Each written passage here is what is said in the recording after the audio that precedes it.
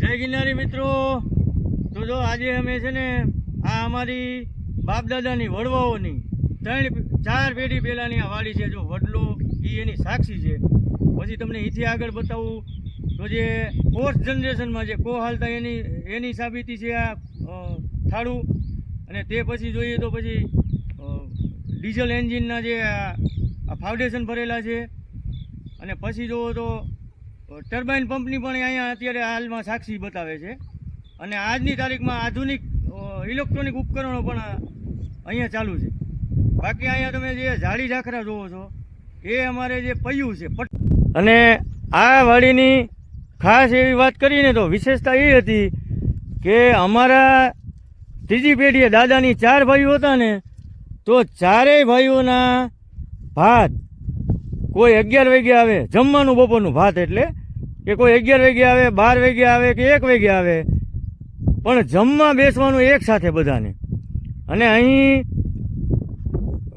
15-20 આંબા, 20-25 સિકુડિયું, 5-10 નારિયેળિયું અને એકુક જણાને 2 જોડી ઢાંઢા બળદ, 10-15 ભેહું અને ગાયું અને 30-35 જણાના માણસોનું એવી બધી જમાવટ હતી ઠાઠમાઠ આ વાડીનું. પણ આજે સુમસામ થઈ ગયો છે. એના ભાગરૂપે અમારા લાલભાઈએ જો આ બધું સ્વતંત્ર વસવાટ કરી લીધો છે.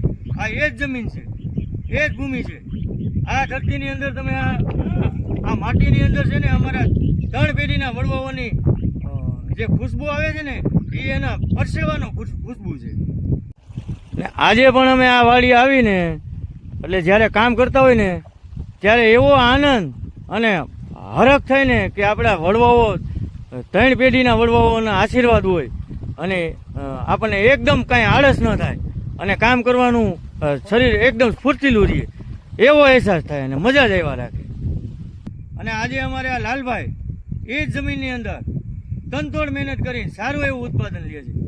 અને મહેનત કેવી કે આખો દિવસ કામ કરતા હોય અને સાંજે આવી નાહી ધોઈને વારું કરીને પછી પાછો ગામના ચોકમાં જે ડાયરામાં હાજરી પણ આપી દઈએ અને પછી પાછા સાંજે ટ્રેક્ટર લઈ અને ખેડ કરી નાખે અને સવારે પાછું વાવેતર કરવાનું હોય.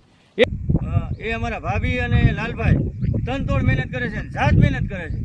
અને આજે એમણે જાત મહેનત કરી અને એના બાળકોને છોકરાઓને ભણાવ્યા છે અને 5 વીઘા જમીન પણ લીધી છે. એટલે લોકો એમ કહે ને કે ભાઈ ખેતી કરીએ કાંઈ ન થાય, એ અમારા લાલભાઈ જીવતું જાગતું દાખલો છે.